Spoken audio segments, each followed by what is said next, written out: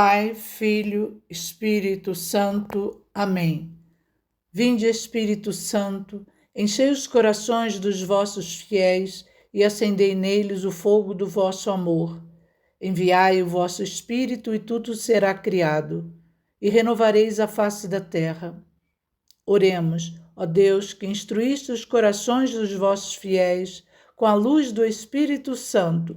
Fazei que apreciemos retamente todas as coisas, segundo o mesmo Espírito, e gozemos sempre de sua consolação.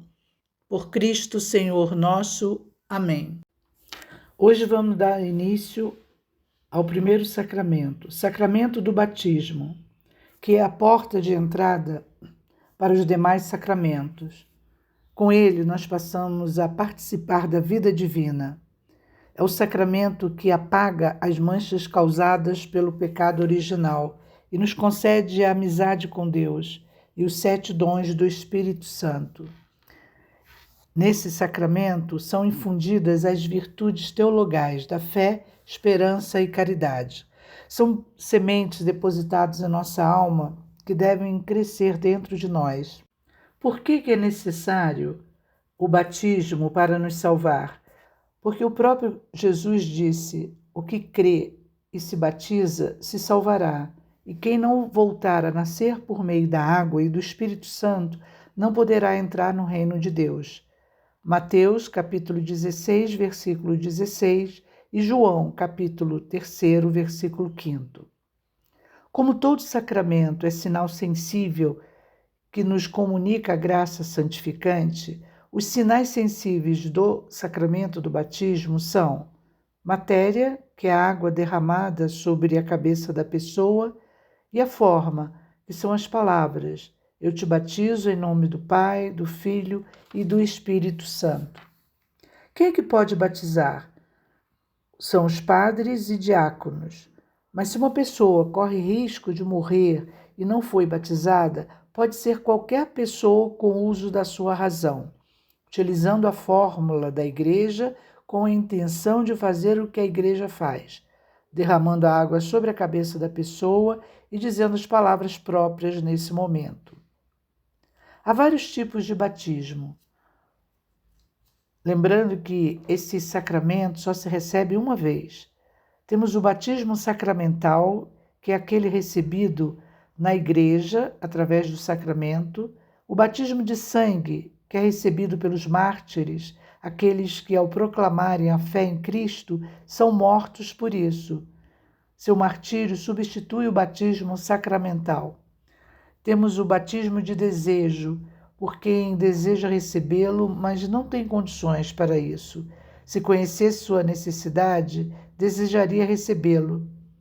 É aquela pessoa que ama a Deus sobre todas as coisas, quer fazer tudo o que Deus quer que faça, mas as circunstâncias o impedem de recebê-lo. A partir da graça que recebemos do batismo, nossa alma fica nova. Somos regenerados, reconstruídos, renovados. É o primeiro efeito ou fruto do batismo. Essa é a diferença com os protestantes. Igreja fundada por Lutero. Ele não acreditava na graça, de que ela regenerasse a alma. Mas essa sua negação estava relacionada a uma dificuldade pessoal de não conseguir viver a castidade.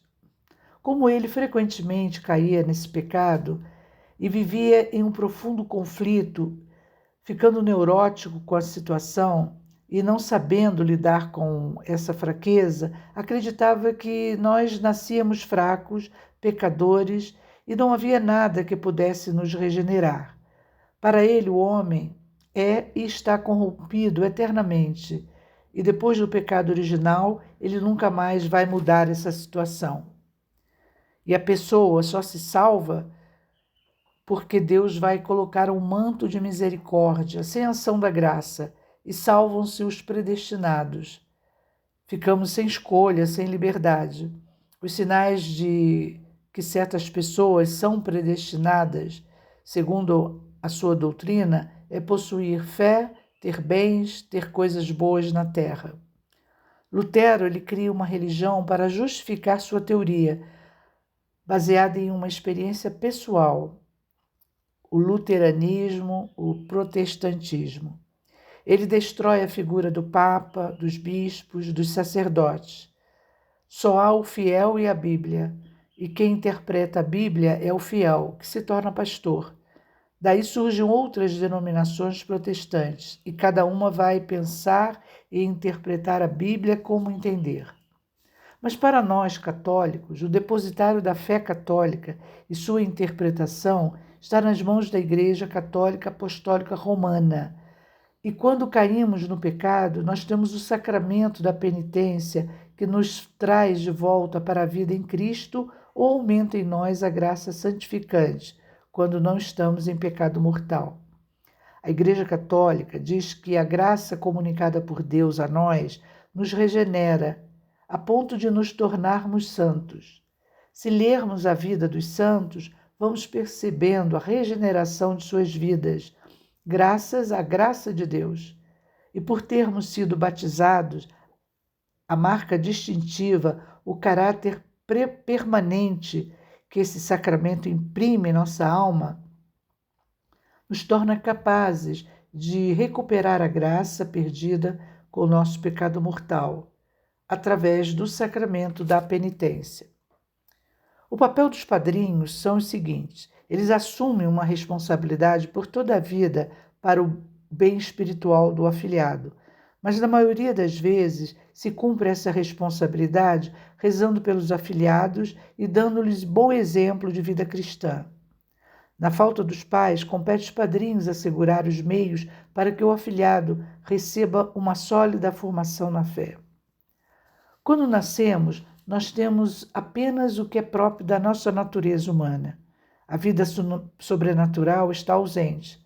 O que Deus tinha dado a Adão ao criá-lo, ou seja, a vida sobrenatural, fazendo-o participar da vida divina, a graça santificante, que seria transmitida à sua posteridade, foi perdida com o pecado original. Mas Deus, em sua infinita bondade, concede a cada indivíduo a oportunidade de recuperar o dom que Adão perdeu. Deus enviou seu Filho que, ao morrer na cruz, eliminou o abismo entre a humanidade e a divindade, reparou o pecado original. E para restaurar na alma do ser humano que nasce, Jesus Cristo instituiu o sacramento do batismo, que é o meio para aplicar a cada alma a reparação do pecado original. Nesse sacramento, a alma passa a participar da própria vida de Deus. Esse sacramento ele confere a primeira graça santificante, pela qual é perdoado o pecado original e também os atuais e a pena temporal, se batizado na fase adulta.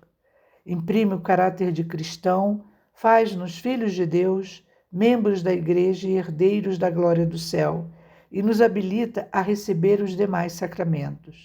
Os direitos de herança que nós, filhos adotivos de Deus, recebemos no instante do nosso batismo, que é a união eterna com Deus, só perdemos se cometermos um pecado mortal.